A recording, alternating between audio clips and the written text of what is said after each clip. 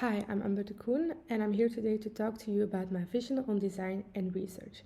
I was provided several questions that would be interesting to address, so I will follow these. What inspired me to pursue a PhD in design?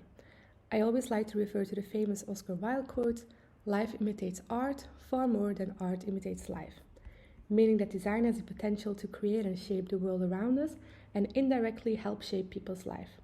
If I believe this, it also came with a great responsibility to make sure that the things we create actually fit the lives of the people we created for.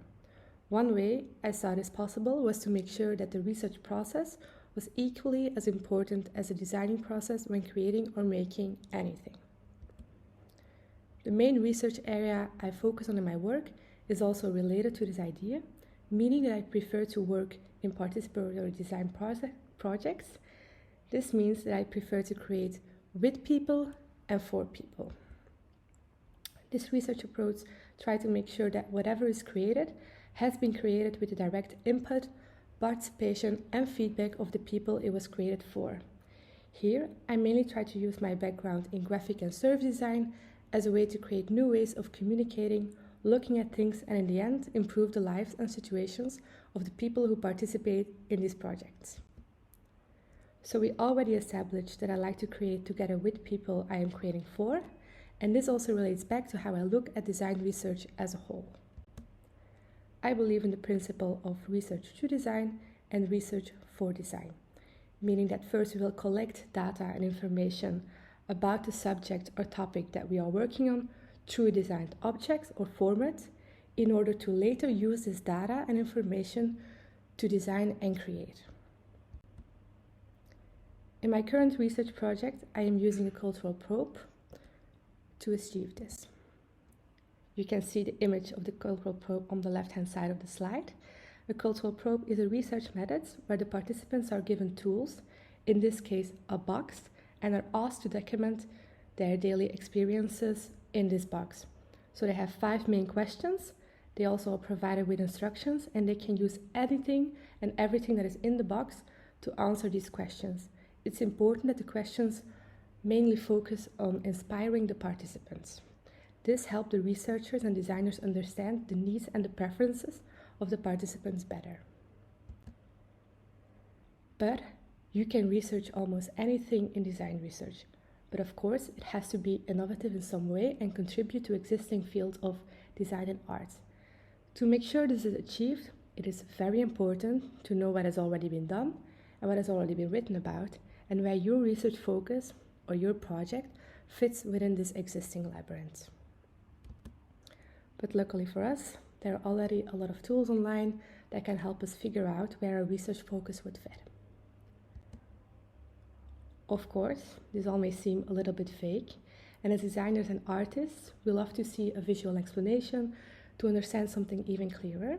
So I would like to show you a project that I worked on 2 years ago, where we were tasked together with my other students to create a shopping experience in an existing elderly care facility.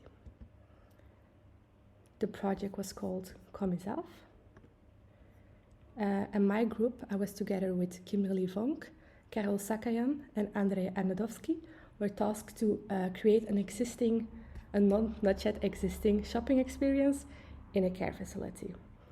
We started the project by, of course, doing design research, but seeing as we have not had a lot of time to work on this project, it was only a couple of months, we mainly focused on the question, how does the current user experience the services and the spaces of the care facility? So we also created a cultural probe to answer this question.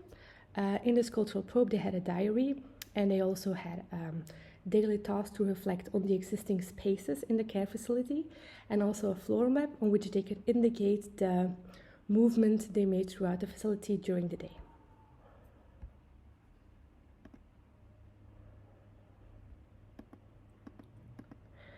From this collected information, we wrote a report, and we also created personas. Personas are kind of images of our future users that we can later use to really map out the experience that we want to give.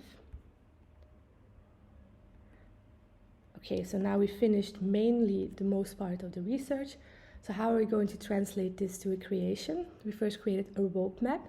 Here you could see all the services and all the objects that we create and how they would fit within the existing care facility and together to existing services. So where would we get the bread for the shop? Where would we get all the materials for the shop? How would people know that there's a shop in the care facility? Where would the packaging come from?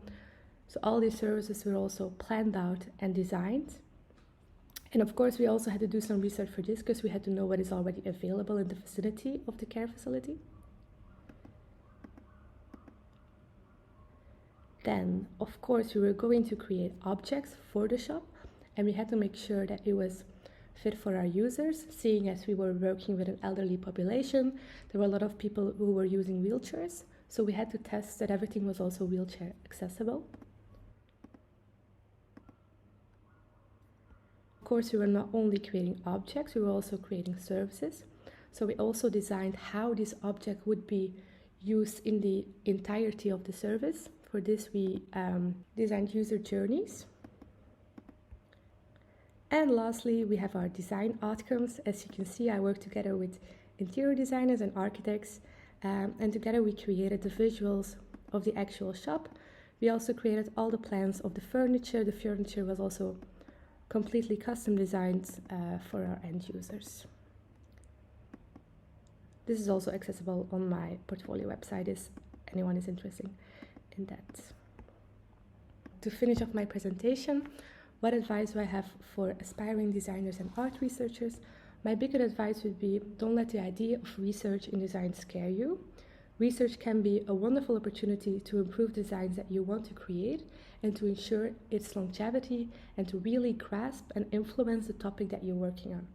As I mentioned in the beginning of this presentation, as designers and artists, we have the ability to form and shape the world around us, and I believe we also have the responsibility to know these worlds that we are creating for and to approach them with empathy and critical reflection to ensure a better, brighter, and hopefully also greener future for us all. Thank you for listening. You can find my contact information on the slide, as well as my portfolio and a link to a current project website of the project I'm working on. Thank you.